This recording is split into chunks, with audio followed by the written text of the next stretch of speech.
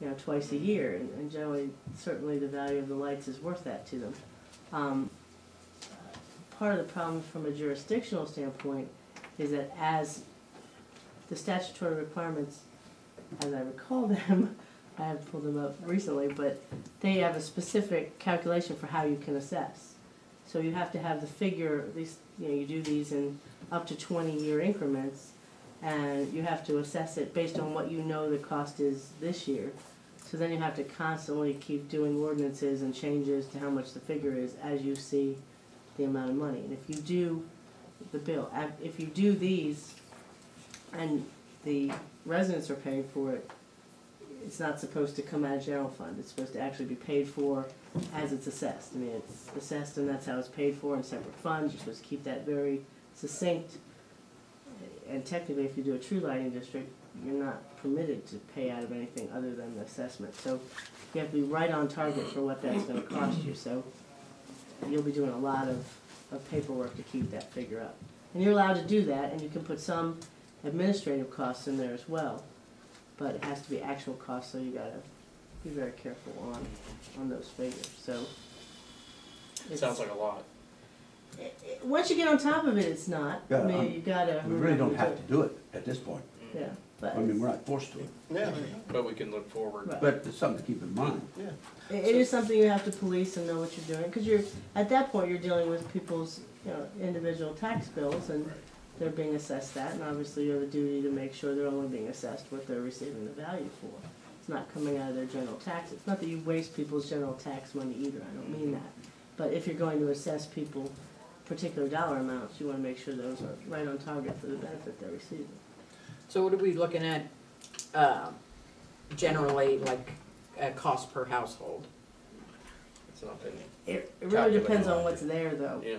and whether they're still paying for whether the developer paid for your big thing is the amortization of the poles. And I don't know if you've looked at this, Bill, but some of them are, you know, you'll get some real nice light poles or real nice light fixtures, and that subdivision could cost more because they're still paying on their 20 years of what that cost them. Some developers paid for those. Not very often, but sometimes they did. So that subdivision would only be paying for the light, the cost of powering the light. So do we have any that are still paying for poles? I would say no, based on what looking at the power bill each month. It just strictly has the fees for so many fixtures at so many times.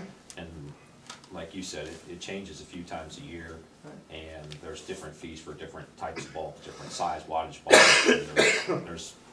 There's probably a dozen different types within the village. Well, that's good. I mean, if there's no heavy equipment costs, then you're probably looking at $10. Unless it's a code on the bill that I have not discovered, it appears to me to be all just for unmetered usage of, you know, streetlights. Then certainly that would be less. So. Well, I suggest we table it for time being. Yeah. Keep it in mind and move on. Does council want to? I think we got enough information right Yeah, now. but you feel like you have enough for now? Yeah. Derek? Mhm. Okay. All right. Thank you. I will get you something on the exact procedure for doing it. So you Okay. we might as well do it while we're thinking about it, because it's easier while it's on our minds. And maybe I'll get with Bill and we can sort of figure out what the amount would be, just to kind of get you a view, so as you go forward. Thank you, Don. No problem. The other thing, Bill, in the appropriations, I'd asked the finance committee to work really hard at setting appropriations at 80 to 85% of in each line item. After having settled on things, and I know that wasn't possible on every line item, any idea about where the committee wound up? I believe all the significant funds are at 85%. What I call insignificant funds would be the ones that, you know, get a donation or something like that that are in a separate fund. Those we weren't concerned about keeping it 85%, but the general fund, the appropriations ordinance, the general fund, the 3 street-related funds, and the police levy fund are all at 85%. Great. And whether we make it through the year with that or not will remain to be seen, but we have that as a target. Yeah, I just see it as a benchmark, Yes. you know. I can tell you that in the past, appropriations were always set at 100%. And I'm not sure. That gives you a false sense of security. Well, the 5 years that Bob was referring to in the committee report, what we looked at, 2010 has the lowest percentage of any of the last 6 years, and 2009 and 2010, or 2009 and 2008 were both over 100%. So then the 86 that we're currently at, I'm not sure what it'd be by the end of the month, because we don't get much revenue in December, so I'd expect it to be closer to 90% by the end of December. But even that's lower than any of the 5 Better previous than years. over 100%. I think 93 was the lowest of any of the years that, as far back as I can go in the computer. Okay. Well, thank you, guys. Any other discussion, finance related, before we move on? Yes, Mayor, I need a motion for, to request an amended certificate from the auditor's office. Yeah, I'll make the motion. Second. Discussion or questions? Roll call? Derek? Yay. Todd? Yay. Renee? Yay. Tim? Yay. Bob? Hey. Chuck? Thank you. Next item on the agenda this evening is the police chief's report. Chief Sugar? Thank you. Good evening. First category of my report this evening is discusses notable events and occurrences. During the early morning hours of December 10th, 3 vehicles were broken into in the Amelia Park subdivision. These appear to be targeting vans with logos on them, such as HVAC, remodeling, etc. One vehicle broken into is a passenger car. The owner of that car left a GPS unit visible on the dashboard. This time there's no leads or suspects. On December 12th, we assisted the Amelia Parade LLC with the 30th annual Amelia Christmas Parade.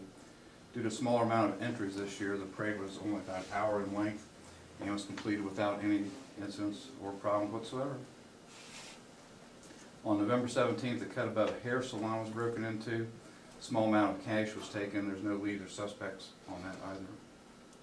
On December 11th, we assisted our American Legion with their annual Neediest Kids of All fundraiser on Main Street. Continuing on the topic of training, officers completed rifle and taser training during the past month. And the topic of administrative, Sergeant Gamble remains on sick leave.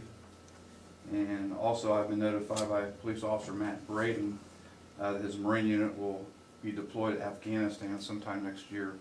I'll keep council posted as we learn more. This will be Matt's second deployment, as he has previously served in Iraq.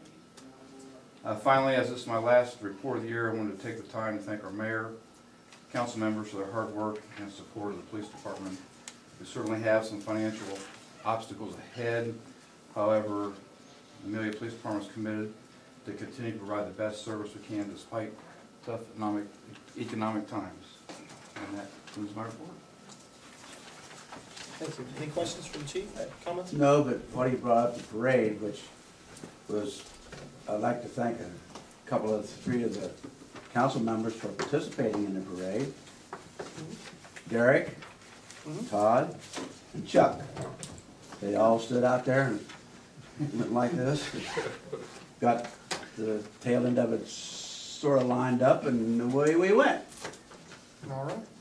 So I think Thank that you. they should be appreciated for their effort. Good. Thank you. Don't get no money. Or a plaque. You're holding out.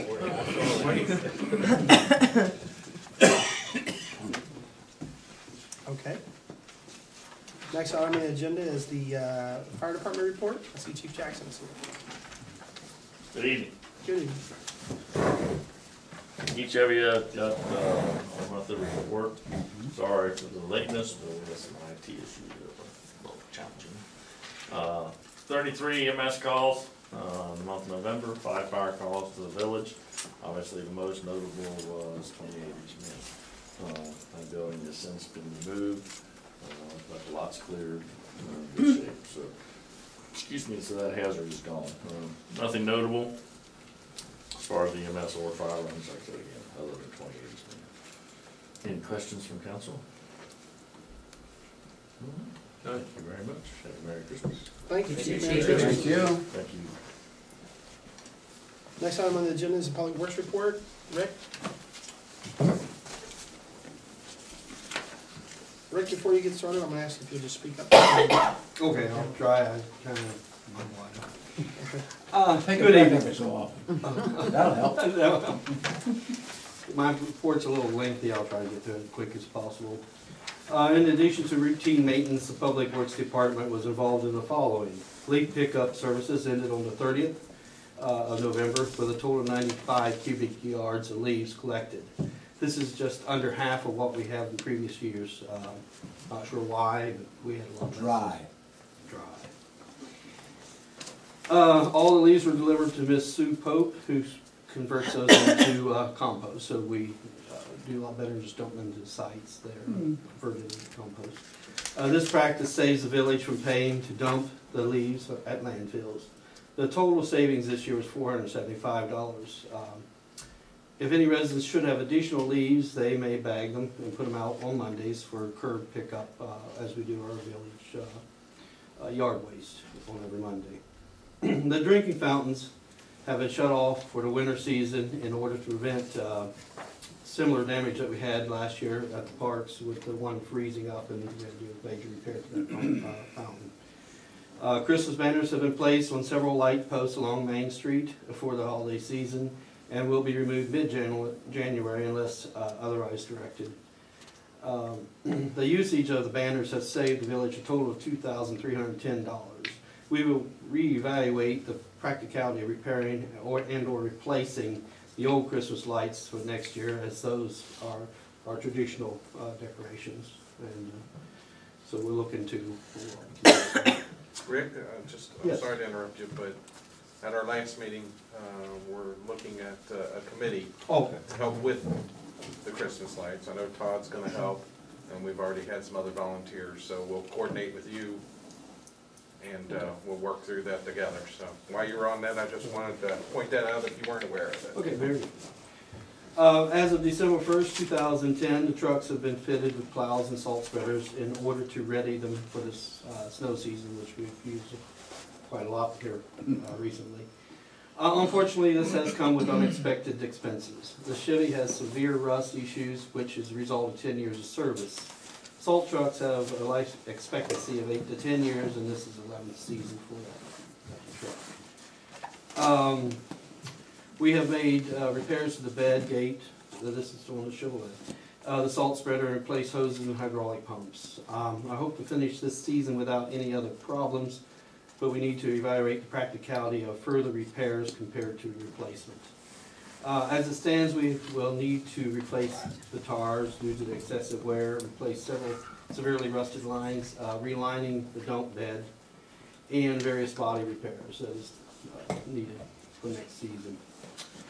If we keep the Chevy for another season, we'll have to go into that. Since January 2009, we have spent a total of $6,597.47 on repairs. The current value of the Chevy with the plow and the spreader is approximately $10,000. I received that estimate in the summer last year.